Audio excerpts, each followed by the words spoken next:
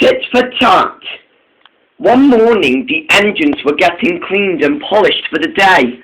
Murdoch was going out first, and he had already been cleaned and polished for the day. We've got visitors today," said the driver.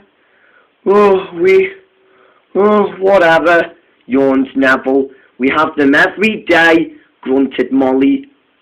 "It doesn't matter," said Murdoch's driver. "So I want you all to mind your behaviours." "And what are those visitors then?" said Murdoch. The clergyman's, of course," said his driver. "One can take pictures of you, and one can write you in a book."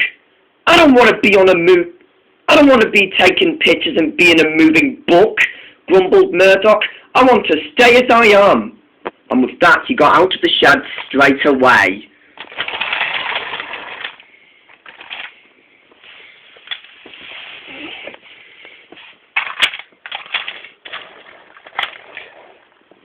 When Murdoch arrived at the station, his driver and fireman found the clergyman's, one fat, one thin, and they shook hands with Murdoch's driver and fireman. They asked Murdoch who he was, and Murdoch introduced them to him. And then Murdoch didn't understand. "I don't know what's going to get up with them," he said, "or myself." "Wait and see," said the driver. "It's going to be exciting. Let's get this over with." And Murdoch puffed away. When Murdoch was out of the station, he hurried along with his train. His driver and fireman were driving him well, and Murdoch was steaming along the line. Just then, however, he saw the clergyman's again. They were filming him on camera, and Murdoch didn't understand. They could at least wave to me instead of pointing their cameras at me, he complained. They just want to film you," said his driver. "Just stop complaining." But Murdoch didn't understand. He thought they were being unfriendly, but his driver didn't think so. Murdoch still hurried along the line. They'll be racing down the same line as we're going now," said his driver. But Murdoch didn't know that.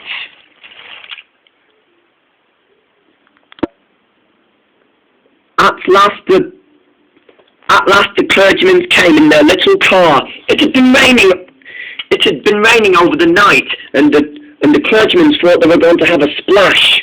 They catched up with Murdoch, and splash! Murdoch was wet through. "Ow!" he shouted. "They did it on purpose!"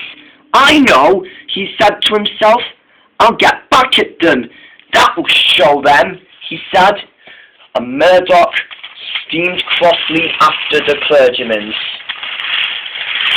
"They splashed me, he grumbled.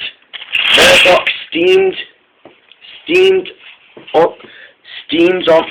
across the bridge. Through the docks he went.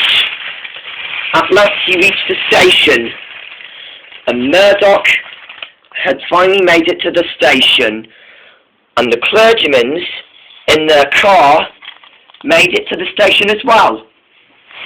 Just then, however, the fat clergyman spoke kindly to Murdoch's driver and fireman. Can I have a ride inside Murdoch, please?" "Certainly," said the driver. "I know how to pay the fat one out," said Murdoch. At least the thin one is not here," he said it to himself. At last everyone was on board, and Murdoch was out of the station.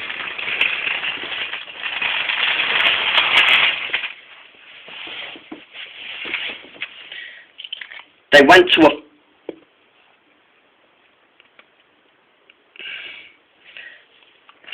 a forest Normally Murdoch would do his best to hurry up. Instead, he just dawdled about. Tit for tat! Tit for tat! He chuckled to himself. That's just what I needed.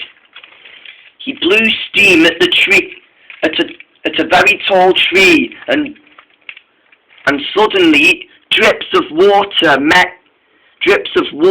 flooded all over the clergyman and the driver themselves, and Murdoch felt very pleased about it.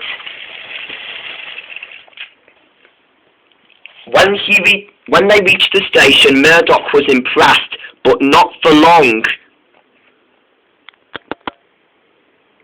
The Fat Controller was cross, and he had already found out all about it.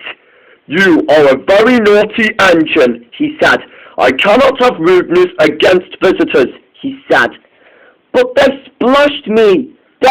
No excuse. I'm ashamed of you," he said. "You will stay in the sheds for the rest of the day." Murdoch puffed sadly away. He was still sad when he came back to the sheds, but he felt happy when he saw Neville and Molly again. Just then, however, he told them what happened today. Who knows, said Molly, but the nice men said, but the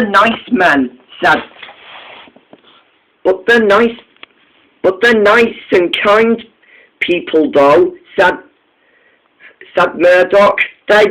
I hope they'll promise to clean me like Driver does, and they've even promised to put you two in a book. How's that?